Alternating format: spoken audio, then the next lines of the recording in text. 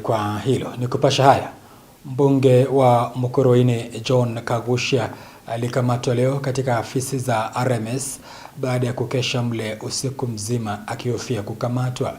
Mapema asubuhi mawakili wake walidai kuwa hawakufahamu aliko mteja wao licha ya wao kufika katika makao makuu ya DCI, ila hatimaye alipatikana katika kituo cha polisi cha Kamukunji jijini Nairobi. Wakati huo kukamatwa kwa Kagusha kumelaaniwa na baadhi ya viongozi nchini, hasa wale ambao ni wa kisiasa wanaodai kuwa hatua hiyo sio ya haki. Mary Kialo na taarifa zaidi.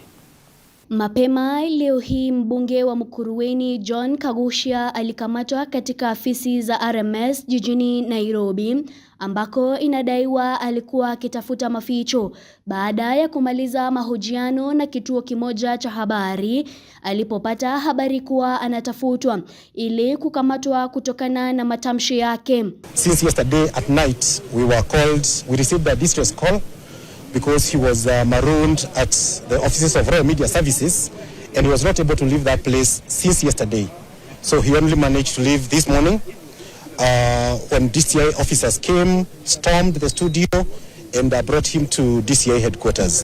Mawakili wake wakiongozwa na Degwa Njiru walifika katika afisi kuu za idara ya upelelezi DCI baada ya kukamatwa na kusema kuwa hawakufahamu alikokuwa mteja wake, ila baadaye walifanikiwa kupatana naye katika kituo cha polisi cha Kamukunji baada ya yeye kufikishwa huko na DCI.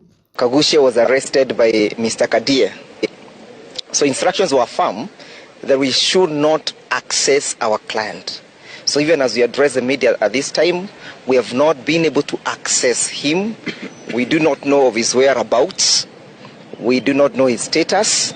We do not know the reason he has been arrested. His phone has been confiscated. He has not been allowed to access any member of the family or the advocates.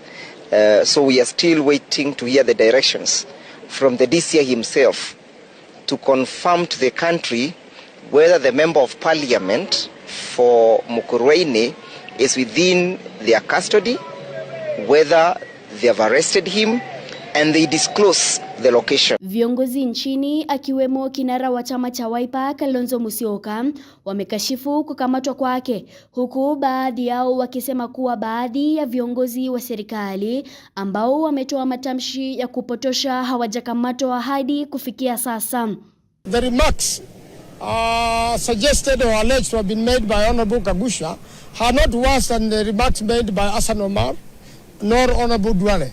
And we are saying the law society should come in hard in this. We need everybody charged if that's the way to go. I don't understand why Honorable Kagusha is here at all in the first place. The remarks attributed to him may be investigated by NCIC, and that's a place you should have reported. Viongozi pia waliofika kusimama na mbunge ule walieleza wasiwasi wao kuhusu jinsi alivyokamatwa na kuwa kukamatwa kwake hakukuwekwa wazi. We do not want to see intimidation, police being misused, DCI being misused, because the message they are sending, if lawyers can be intimidated, if members of parliament can be intimidated, what happens to Wanjiko? An open person who just wants to exercise his freedom of choice and express his fair comment on political discourse, what is going to happen to them? As per the law, they should call him, he's a Kenyan, he go to DCI, he record, he go to court. But this paka na panya michezo is really against the law. Mary Kialo, Undugu TV.